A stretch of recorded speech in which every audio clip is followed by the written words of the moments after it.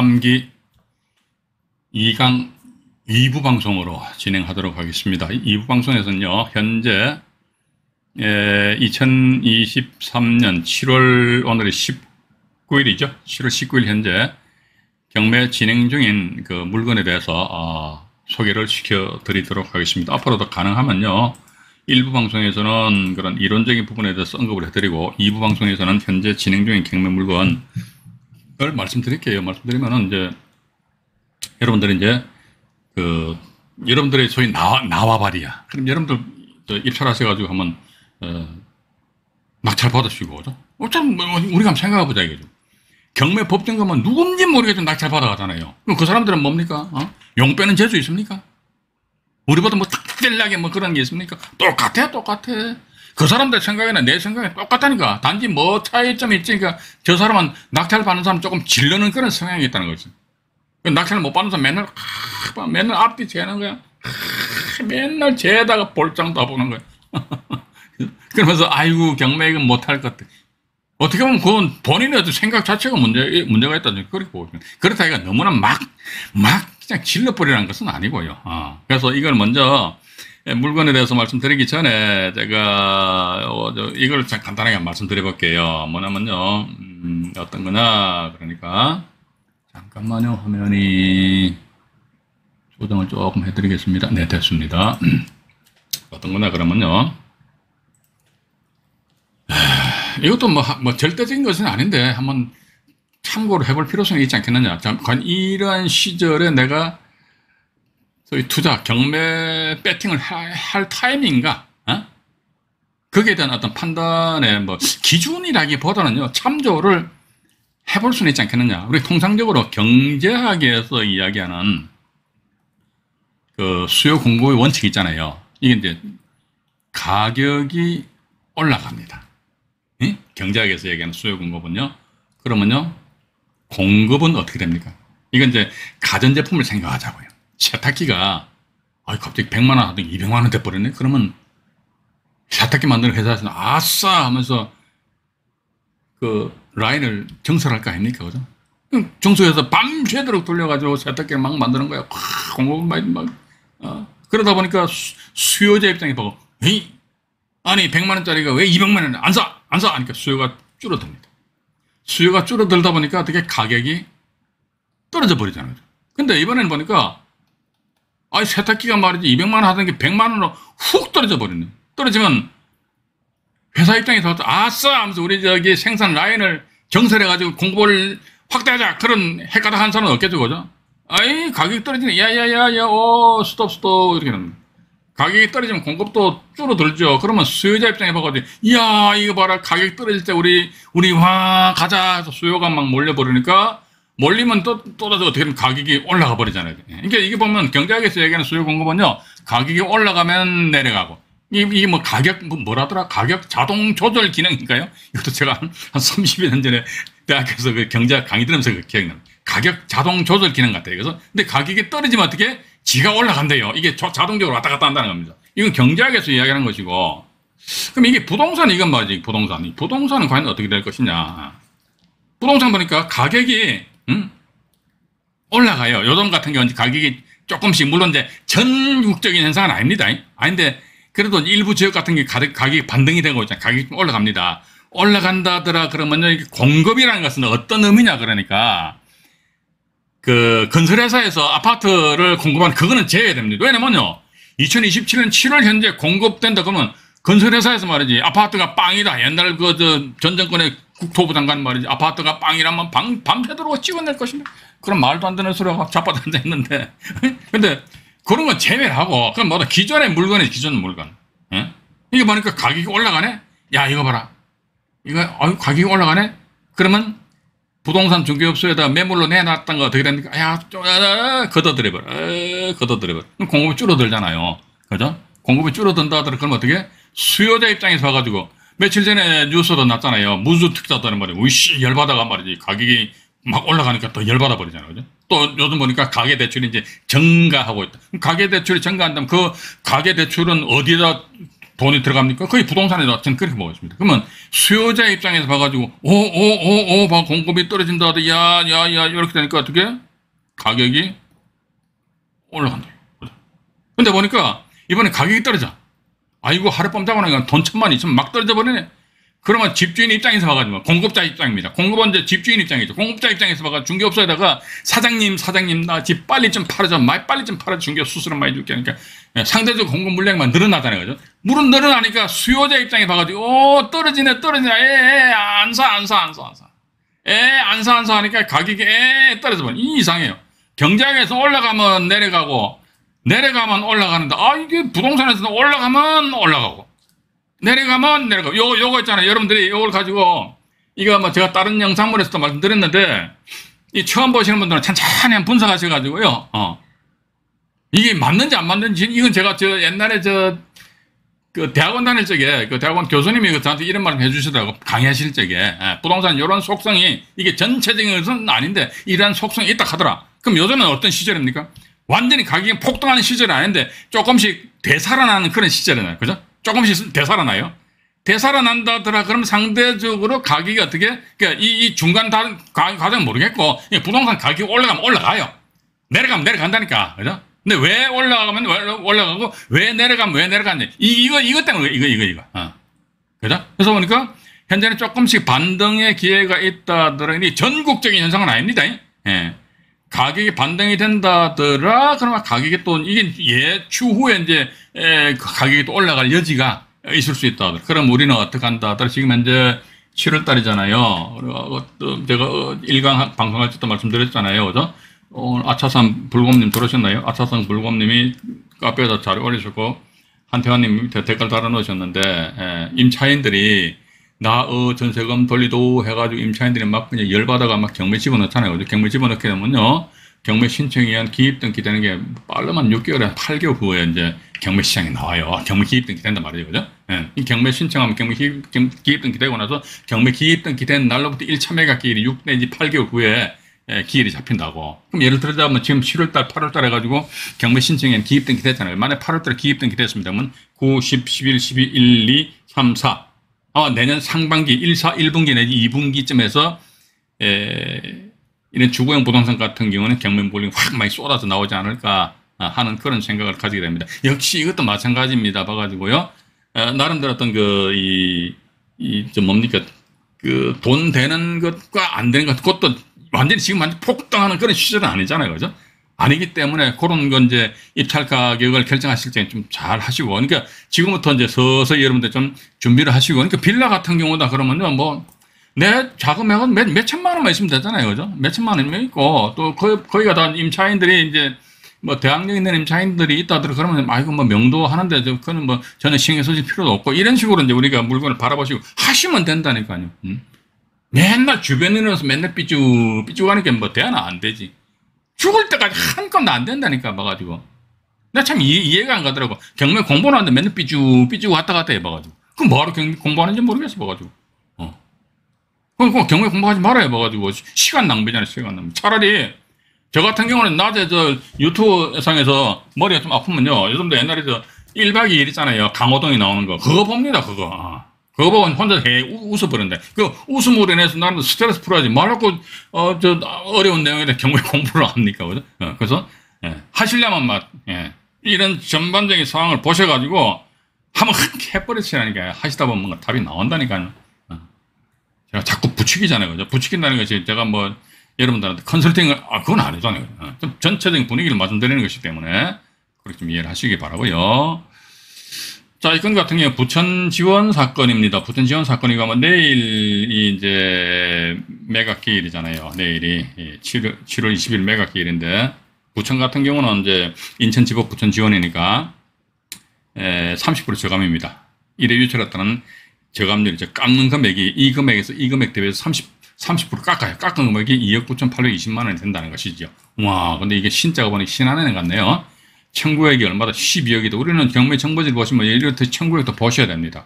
청구액 보시면, 그럼 이게 상대적으로 어떻게 경매 취하의 가능성 거의 없어. 아파트 그러니까, 그죠? 경매 취하의 가능성 거의 없다. 그러면 밑으로 쭉 내려서 보면 말이죠. 여기 보면요, 임차인인 듯 한 사람이 있는 것 같기도 해요. 임차인인 듯 한 사람이 있는 것 같기도 한데, 윤땡땡이라는 분이 계시는데, 뭐, 2019년도 10월 2일자 권리분석 아주 간단하고 쉽다고 그랬지. 권리분석 쉬워요. 봐가지고, 또 말씀드립니다. 어려운 거 하지 말아요. 안 하면 되지. 12억 신한은행에서 저당권 신청했고, 근데 이 사람 언제입니까? 2020년 9월이니까 9시. 전세금 뭐, 다 봤든 못 봤든 몰라. 또 뒤에, 와. 가압류, 압류, 뭐 이렇게 많나요? 이 사람들은 어떻게 배당이 되나요? 이런 시잘데없는데 신경 쓰지 마. 이거 몰라. 나하고 관계없어. 여기 보시면 전부 다 소멸 나와 있잖아요. 그죠? 이런 거 안 보면 된다니까요. 이런 거 말을 실드지 뭡니까?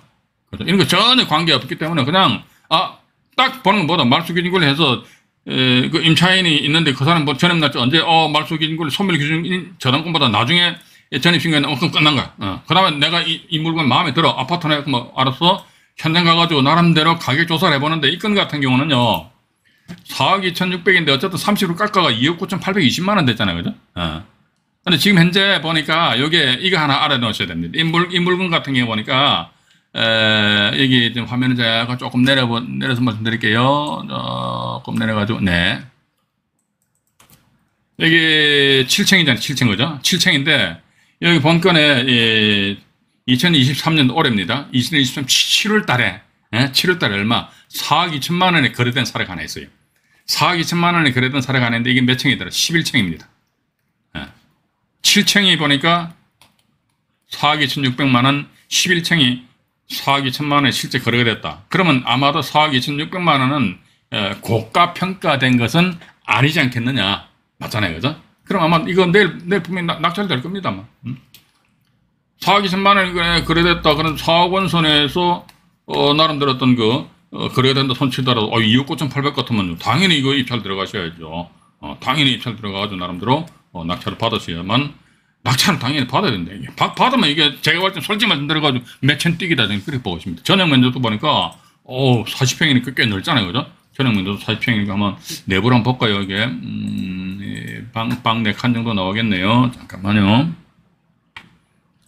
내부 좀 뭐 이상하게 나왔네. 이거 좀 제대로 모르겠네. 방 4칸이 나올 것 같네요. 예. 여기 또 방 몇 칸도 표시도 안 되는 이용 상태는 아파트형이고, 이것만 나요. 아주 막 부실하게 표시되어 있구만요. 어쨌든 봐가지고, 이 건도 이제, 크게 어떤 부담 없이 그냥 입찰을 하셔도 되지 않느냐 하는 그런 생각을 가진다는 것입니다. 그래가지고요. 그 다음에 또 하나, 이 건 같은 경우는 고가로 평가된 사건인데, 수원지방법원 2022 타경이고요. 2022 타경에 62,828호. 용인시 기영구 마북동의 수호자는 아마 전용 면적이 18평이니까 아마 25평형 이렇게 불리어지는 것 같습니다.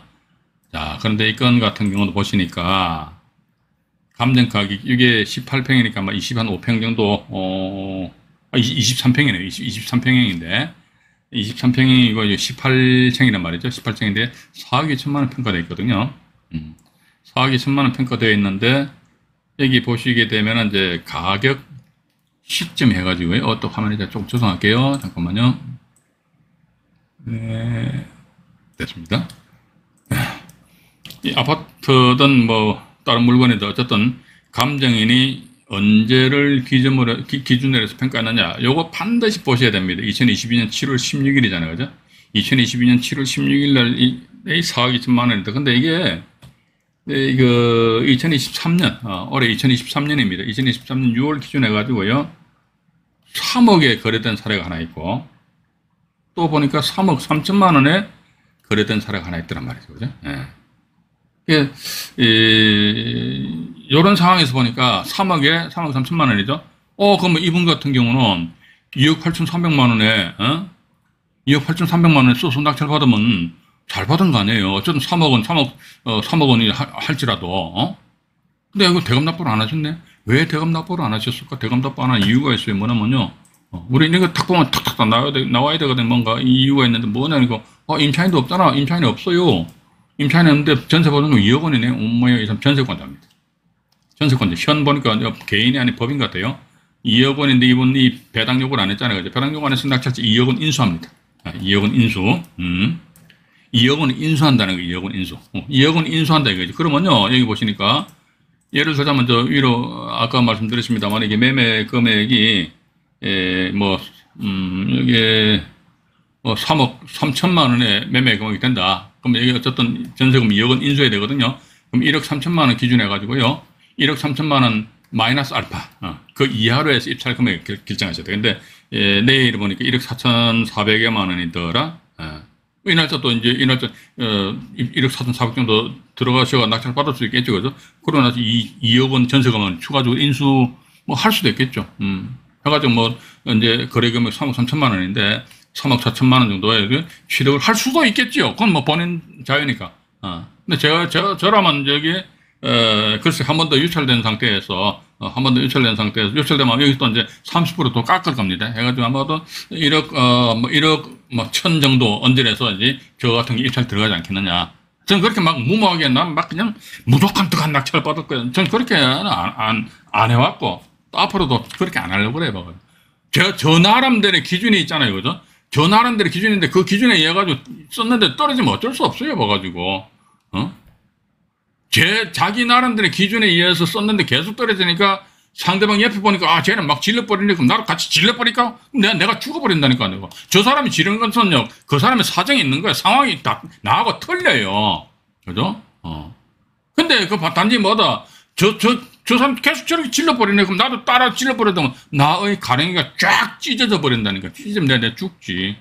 그죠? 그래서 이 건 같은 경우는 전세금하고 선순위 전세권인데 이걸 2억 원 낙찰자가 인수를 해야 되기 때문에, 일단, 조금, 이번 기회는 조금, 자제를 하는 것이 좋지 않겠느냐 하는 그런 말씀을 드려보고 싶고요. 그리고 또 이제 이런 물건은요, 이 차를 안 하시는 것이 좋지 않겠느냐 하는 그런 생각 가지게 됩니다. 마산 지원 사건인데요. 2022 타경에 988 해가지고요. 마산 회원구 석전동에 소재한 아파트입니다. 아파트인데, 여기 보시면요. 이것도 보니까 이제 7월 20일 날 잡혀 있잖아요. 그죠? 이건 제가 조금 전에 말씀 안 드렸습니까? 입찰을 안 하시는 것이 좋지 않겠느냐. 왜냐, 그러니까 밑으로 일단 내려가 볼게요. 내려가 보니까 이렇게 됐네요. 이분이 1억 원인데, 이분이 전세권 설정하셨잖아요. 그죠? 1억 원이잖아요. 그래서 본 사건에 있어가지고 이분이 임의경매 신청했어요. 임의경매 신청했는데 이분이 일단 전입신고했잖아요. 그럼 대항력이 있어요. 이것도 여기서 뭐 전세권 관련해가지고 2008만 212, 2010만 900 요건 제가 나중에 말씀드리고 일단 여기서 대항력이 있는 걸 봐야 되니까 대항력이 있잖아요. 그죠? 대항력이 있다는 것보다 이 물건 일단 1차적인 취득원가는 1억 원입니다. 여기다 이제 이분이 경매 신청했기 때문에 경비비용 한 300만 원 정도, 400 정도 잡으면요. 이 물건 최소한 1억 400만 원 정도 써야 돼요. 1억 400 정도 써야 되는데, 위로 잠깐 올라가 볼게요. 여기 보니까 1차 감정 가격이 1억이다? 1차 감정 가격이 1억인데, 이번에 6,400이니까 6,411만 1,100, 얼마 쓸까? 그렇게 고민하는 사람들 봐보면 멍텅거리니까 머리가 안 돌아간다니까. 이런 물건 입찰 들어가면. 왜냐면 어차피 이 물건에 1차적인 취득원가가 딱 픽스 고정되어 있어요. 얼마? 1억에다가 경매비용 400이라면 1억 400만 원 이것이 1차 취득원가예요.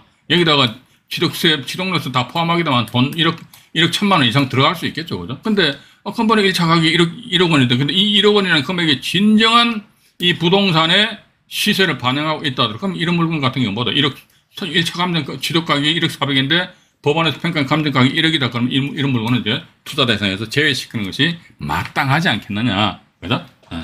그렇게 이제 보시고요. 또 하나 더 이거를 보여드릴게요. 뭐냐면요. 이제 대구로 넘어갈게요. 대구인데 2022 타경에 4892 사건입니다. 4892 사건인데요. 대구 남구 대명동의 아파트입니다. 아파트인데, 여기 보면, 이것도 내일이네, 그죠? 이것도 내일 낙찰되겠죠? 낙찰되겠죠, 그죠? 낙찰되는데, 여기 밑으로 내려가 볼게요. 내려가 보니까, 압류, 아이고, 우리 조세 채권, 이거 정말로, 정말로 조심해야 됩니다. 이게 뭐, 징수팀, 뭐, 체납 징수과 보니까 세무서 같기도 하고요. 그죠? 예. 그래서 이제, 이런 경우 신경 써야 되나 말아야 되나. 이 신경 쓸 필요가 없지. 뭐, 이거 채무자 임차인이 없잖아요. 그죠? 임차인이 없으면 신경 쓸 필요가 없어요. 그래서, 아까도 낮에, 한 분이 전화를 주셨더라고요. 토지에 대해서 입찰 들어가시는데, 조세 체납에 따른 압류 등기가 한 몇 건이 되어 있더라고요. 이 조세 체납에 따른 압류 등기 되어 있는데, 이 토지를 내가 낙찰받게 되면은, 압류 등기는 어떻게 되느냐. 나 이게 조금 두렵다 이게지. 뭐가 두려워 봐가지고. 우리가요, 조세 채권이든 임금 채권이든 간에 불문하고, 낙찰자가 신경을 써야 되는 것은요, 주택임대차 보호법 및 상가건물임대차 보호법에 적용을 받는 임차인들 있잖아요. 그죠?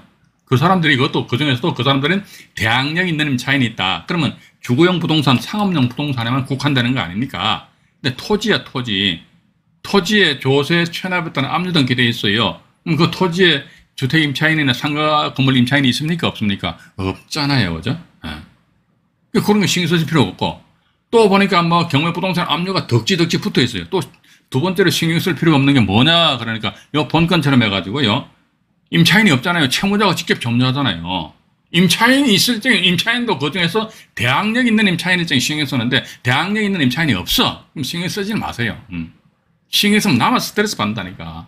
근데 그게 이걸 내가 신경을 써야 될 것인지 말아야 될 것인지 저도 안타까워요. 이게 조금만 집중하시고 영상을 보시면 이제 충분히 그 이해를 하실 것인데 그게 이제 사실 또 그렇죠. 입찰 들어가기 전 단계를 해가지고 최종적으로 저한테 이제 뭐 제가 뭘 경매를 많이 안다고 그런데 확인 사살 해주시는 차원에서 전화를 주시니까 제가 뭐 감지덕지 하죠. 그런데 이런 거 조금만 우리가 관심을 가지면 충분히 아실 수 있을 것 같은데 이 건도 보니까 채무자 소유자가 점유하고 있잖아요. 따라서 이게 압류가요 수백 건이 두루 있어도 전혀 낙찰자하고는 관계가 없다.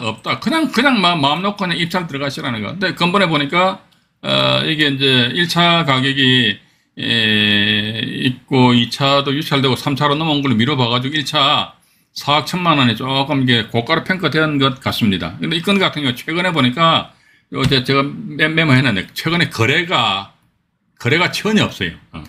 거래가 전혀 없다더라. 그래서 이것도 이제 감정인이 2022년 8월 29일 날 현장 가가지고 나름대로 조사를 해본 바. 근데 이게 조사를 해본 바 이게 4억 1천만 원이 이게 진짜 실제 거래되는 금액이다 그러면요.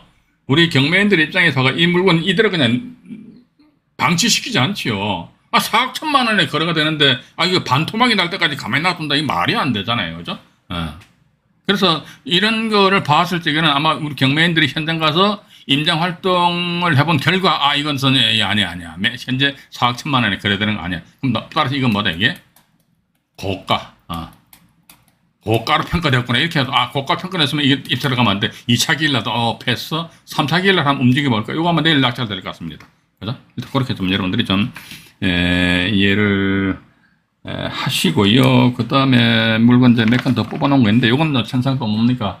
오늘 7월 19일이죠. 7월 21일 날, 이것도 현재 진행 중에 있으니까, 또 특히 송파 가락동의 헬리오시티 같은 경우도 보니까, 27명이 응찰해가지고요. 이것도, 아차산 누구시가, 닉네임 누구시, 이분 들어오셨나 모르겠네요. 아차산 불곰님이신가요? 이분 올려놓으신지, 불곰님이 계시네요. 이제 수업을 끝나는 점에서 채팅창을 보고 인사 말씀 한번 드리겠습니다. 아차산 불곰님, 소담님, 나사랑님, 나나나님, 플라밍고님, 윤영대님, 이강희님, 다음에 윤집님, 시토스님, 한태환의 재밌는 경매 이야기님, 마마가국님, 꿈드림님, 아리수님, 홍창기님, 리키님, 박황용님, 나는나님, 홍대희님, 최선행님, 라텔님, 어호님, 알까기 대왕님, 민주지사님, 안서범님, 고공샘 부동산TV님, 강성확님, 주여사님, LK님, 곽충건님, 최현수님, 이성희님, 그다음에 또 부부익선님, 이명남님, 브라이트 아영님, 윤집님 소개로 오셨죠? 네. 다음에 또 누구신가요? 초심가치님, 김유태님, 무지개님, 린더버거님, 재정우님, 오늘 많이 들으셨네요. 김혜진님, 김혜진 맨날 지각하시는 것 같아. 예. 일자무식님, 리즈 하터님, 린더버거님 아까 인사드리고요. 차동준님, 윈썸님, 고윌리엄님, 리장님 들으셨네. 반갑습니다. 건강 잘 챙기십시오. 리장님, 나령님. 네, 감사합니다. 오늘은 일단 여기까지 말씀드리기로 하고, 오늘도 시간 조금 오버됐네요. 오버됐고요. 어쨌든 우리 안종현 경매 스쿨의 3기 라방은 계속됩니다. 그래서 앞으로도 많은 관심과 또 주변에 경매 관심 가지시는 분들한테 한 분만 라이브 방송에 참여하실 수 있게끔 그렇게 좀 홍보를 해주시면은 제가 더 신이 나고 흥이 날 것 같아요. 그래서 많은 좀 홍보를 부탁해 마지 않겠습니다. 일단 오늘 여기까지 방송을 진행하도록 하겠습니다. 방송 시청하시느라고 대단히 수고하시고요. 오늘 밤에 좀 날이 덥습니다. 그래서 그래도 편안하고 행복한 밤 되시기 바라겠습니다. 이상 안종현이 말씀드렸습니다. 네, 고맙습니다.